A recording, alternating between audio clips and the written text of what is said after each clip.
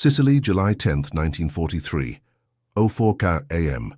The pre-dawn silence was a fragile illusion, soon to be shattered by the thunder of the largest amphibious invasion yet attempted.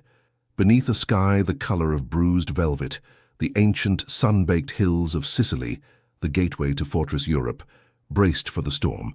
In a shallow trench carved into the hard earth, a young Italian caporalino named Enzo gripped the stock of his fucile mitragliatore Breda Modello 30. His world was about to be redefined by the weapon in his hands, a machine that represented the very soul and the deep, crippling flaws of the Italian war machine. Enzo's Breda 30 was a study in Italian design philosophy, elegant, complex, and meticulously machined. It was a closed-bolt, short-recoil weapon, fed by a rigid, hinged magazine that swung open to accept a 20-round brass or steel strip. Crucially, the Breda incorporated a small oil pump, a mechanical peculiarity that mandated the light lubrication of every cartridge before it entered the chamber. This feature, designed to ensure smooth extraction of the low-powered 6.5 52mm Carcano cartridge from the hot chamber, was considered a mark of sophisticated engineering.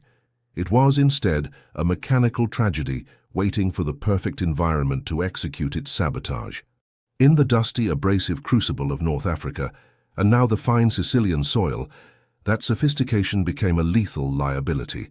The Italian doctrine, born of pre-war conservative strategy, viewed the Breda as a static, precision light machine gun, a tool for controlled suppression from a prepared position. The 20-round capacity was considered sufficient because fire was meant to be measured, aimed, and sparing of ammunition, reflecting Italy's strained industrial base. The Breda was the backbone of the Italian infantry squad, and its failure to fire was the signal for the entire squad's paralysis. A mile away, across the strip of beach designated Scent, Private First Class Jake Miller of the U.S. 45th Infantry Division lay prone, the heavy slab-sided form of the Browning automatic rifle, the M19 18A2, resting on his forearms. The bar was a brute, simple, rugged, and wholly lacking in the Breda's mechanical pretension. It fired the powerful, devastating .30-06 round from a simple, detachable 20-round box magazine. The bar was a weapon born from a different philosophy, aggressive mobility and overwhelming sustained fire.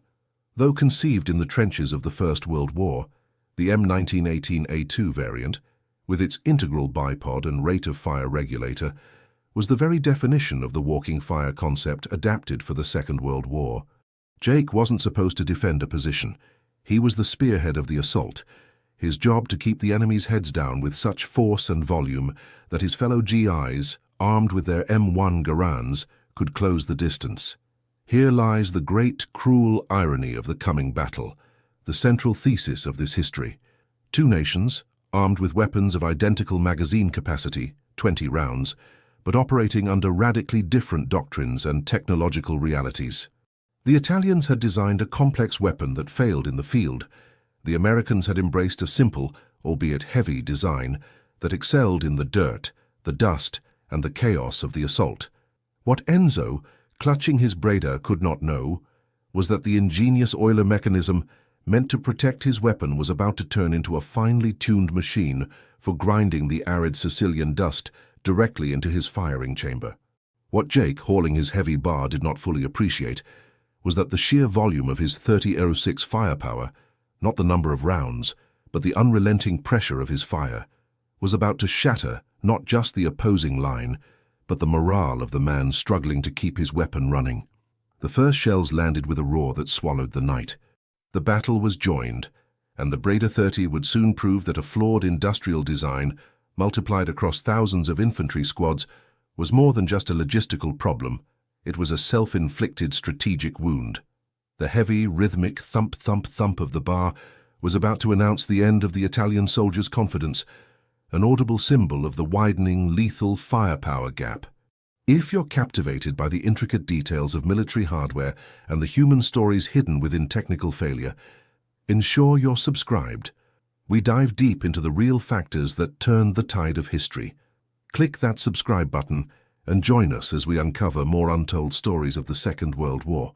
The adoption of the Breda Modello 30 in 1930 was the result of a flawed internal competition and a rigid adherence to Italian industrial capability and existing small-caliber ammunition stocks. The engineers at Società Italiana Ernesto Breda believed they had created a superior weapon, but superior performance in a clean factory is meaningless on the front lines. The core of the Breda's downfall was the 5.52mm Carcano cartridge. As a relatively low-pressure round, it had a known tendency for difficult extraction from a hot chamber, particularly with brass casings. The engineer's solution was the built-in, gravity-fed lubrication system. This small reservoir of oil, usually kept in the stock, fed a wick or pump that lightly greased the cartridge before it was chambered.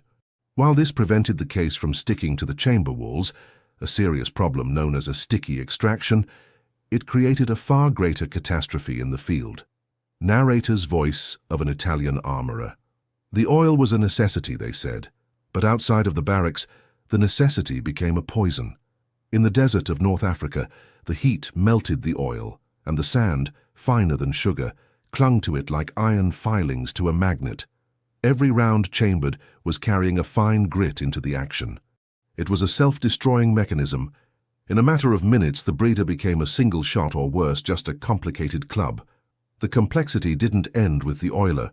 The feeding mechanism was an exercise in over-engineering. The fixed hinged box magazine, meant to hold a 20-round stripper clip, required the operator to load the entire clip into the open magazine, pivot the mechanism closed, and then charge the weapon. This was slow, requiring a complex motor skill under fire. Worse, the hinged magazine was vulnerable to damage. A hard knock or a stray bullet could bend the hinge or the feed lips, rendering the entire weapon utterly useless. If the magazine failed, the rifle was effectively scrap. Furthermore, the Breda was equipped with a quick-change barrel, a sensible feature for a sustained fire weapon. However, the weapon's sights were mounted to the receiver, while the barrel itself housed the gas port and a critical component of the locking mechanism. Changing the barrel meant the point of aim was instantly altered, requiring the gunner to re-zero the sights, an impossibility in the heat of battle. The operator was, therefore, forced to let the barrel heat to dangerous levels, increasing the risk of cook-offs, where a hot chamber ignites a new round prematurely. The Breda was designed for maintenance, not for combat. Contrast this with the bar. Its heart was the reliable, massive 30-106 round, a cartridge so powerful it was used in both machine guns and long-range sniper rifles. The 30-106's sheer power meant its extraction issues were managed by the rifle's powerful gas-operated recoil system, not by lubrication. The bar's feeding was simplicity itself, a rugged, standardized 20-round steel box magazine. When empty, the gunner simply dropped it and slapped a new one in. No tilting, no clips, no oiling. The bar's design philosophy was maximum uptime. The Breda's was maximum precision, at the cost of uptime. The irony was magnified by the concept of the fucile mitragliatore itself. The Italian infantry carried the Breda to provide the base of fire for the squad. Yet its inherent unreliability meant that the entire squad's tactical plan rested on a hair trigger of mechanical failure. When the bar opened up with its crushing force, the Italian unit's only response was to hope their delicate machine didn't choke on the desert or the European mud. The Breda 30 was a machine that required the battlefield to be a clean, dry laboratory.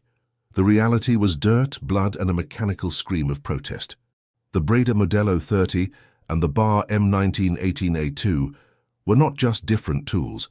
They represented two conflicting visions of modern infantry combat, a clash of military doctrines that was settled ruthlessly by the brutal mathematics of firepower delivery. The Italian doctrine was rooted in austerity and the perceived need for ammunition conservation.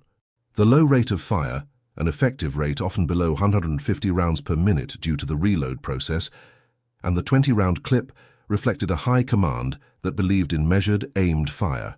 The squad's automatic weapon was intended to be positioned defensively or used to suppress a single point, while the rest of the squad executed a slow, tactical maneuver.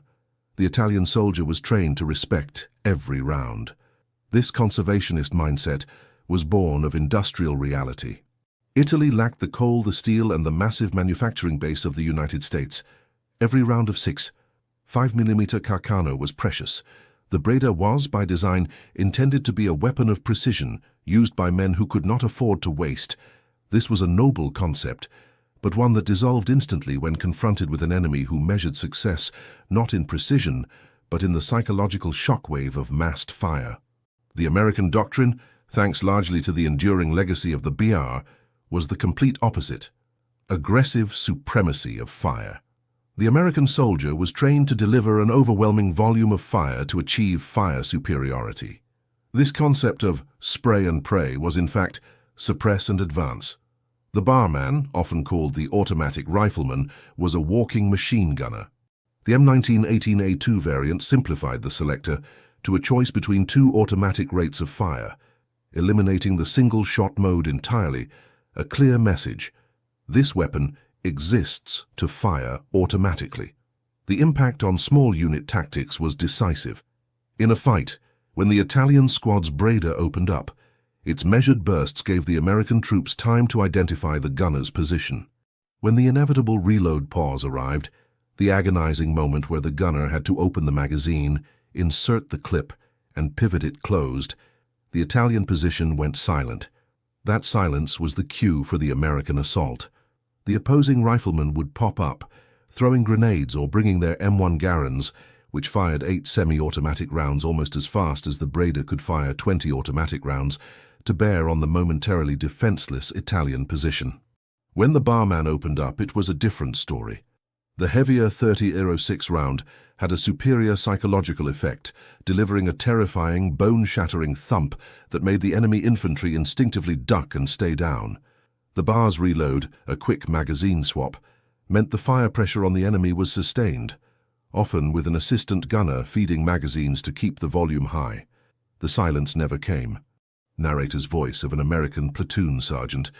When Jake's bar started talking, we knew we had 3 minutes of freedom. 3 minutes where the Italians were glued to the ground, eating dirt. He was the bulldozer. He cleared the path. The Italian's gun? It sounded like a toy. It stopped every 10 seconds. You could hear the poor bastard cursing, trying to fix the clip. It was a sign of weakness, and we hit weakness hard. The doctrine of fire conservation crippled the Italian ability to maneuver, while the American doctrine of fire supremacy granted total tactical initiative. The BAR was the engine of forward movement, a tool for generating shock value that the Breda, with its delicate complexity and anemic caliber, could never match. The Italian infantry was fighting a modern war with a weapon designed for a museum piece mentality. The theoretical shortcomings of the Breda Modello 30 vanished in the harsh light of battle, replaced by a brutal, self-evident truth. The weapon was unfit for the modern mobile conflict. The transition from the drafting table to the dusty, bloody reality of Sicily, the relentless mud of the Gothic line, and the unforgiving cold of the Eastern Front delivered a verdict of abject failure. The true lasting legacy of the Breda was not its rate of fire, but the psychological collapse it induced in the Italian infantryman. For the American GI carrying the bar, his weapon was a heavy but reliable friend, a guarantor of fire superiority. For the Italian Fusiliere Mitragliatore, the Breda was a constant source of existential dread. Every moment on the line was overshadowed by the looming certainty of mechanical failure. The gunner knew his life, and the lives of his squad depended on a small reservoir of oil, an easily warped metal strip, and the absence of a single grain of sand. This created an operational paralysis.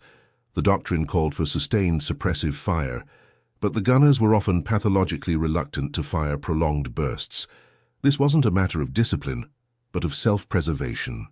Excessive bursts would quickly overheat the barrel, dramatically increasing the chances of a sticky extraction, the very problem the oiler was designed to solve, or worse, triggering a dreaded cook-off, where the superheated chamber spontaneously ignites the next round before the bolt is fully locked. This fear resulted in highly conservative firing patterns, further reducing the Breda's already inadequate practical rate of fire to a sputtering cough against the American storm.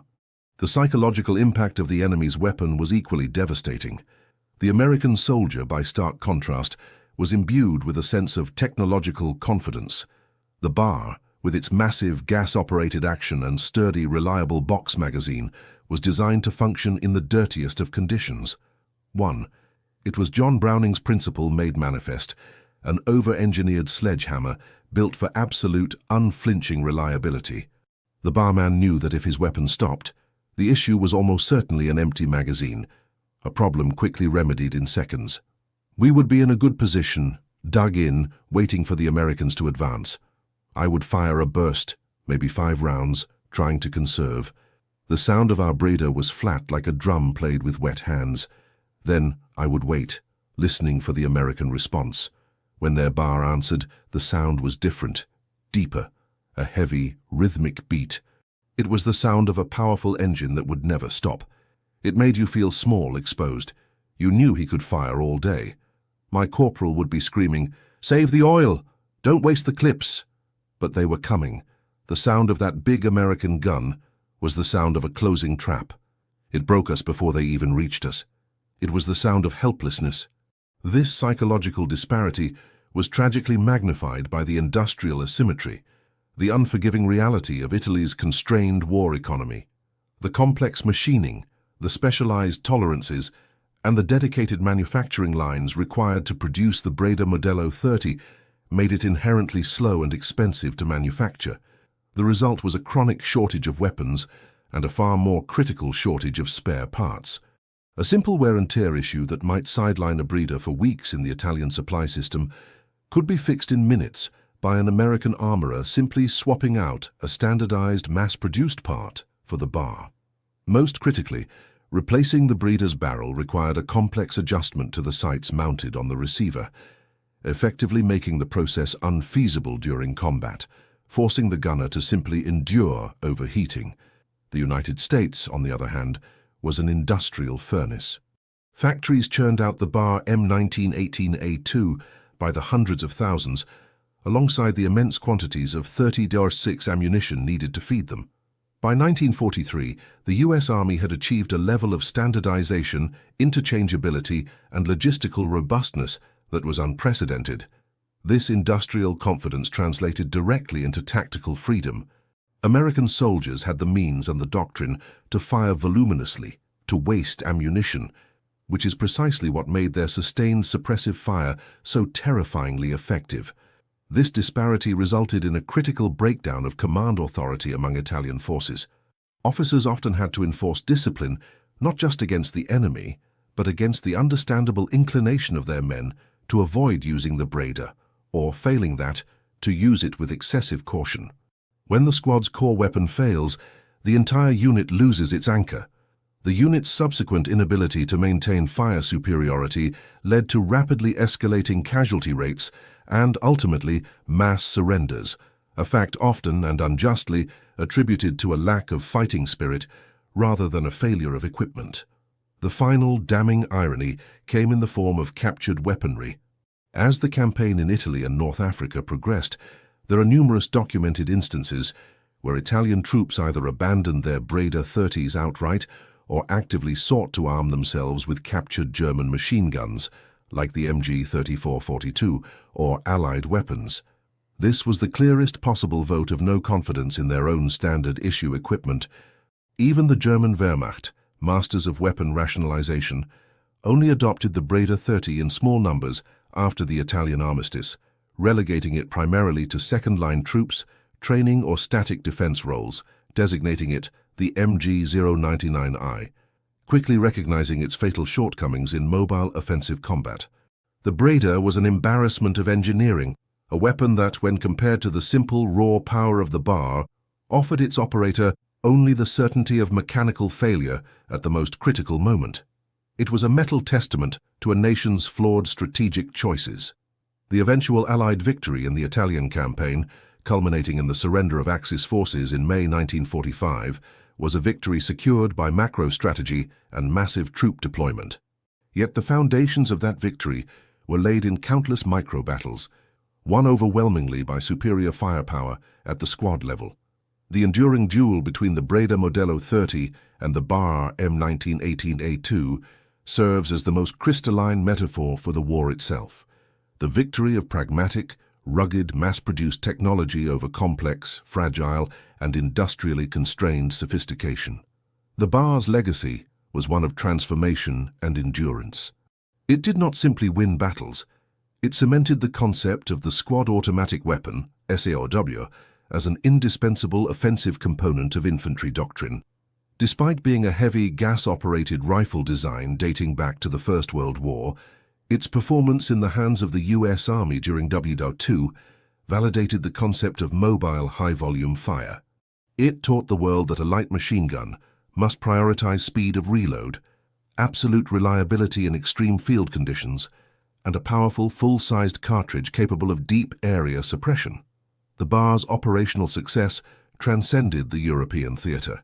Its influence continued undiminished through the Korean War, where the M1918A2 often proved the only weapon capable of effectively stopping massed Chinese human wave attacks. Its heavy 36 round and sustained fire capability were crucial defensive assets, carving through advancing enemy ranks with devastating power. Even after its official retirement, the BAR's philosophy, a dedicated, rugged, automatic rifle firing a high-power round, inspired future weapon systems, including the later general-purpose machine guns, GPMGs, and modern squad automatic weapons, proving its fundamental design principle was timeless. The Breda Modello 30's legacy was one of historical warning and tragedy. It did not simply fade away.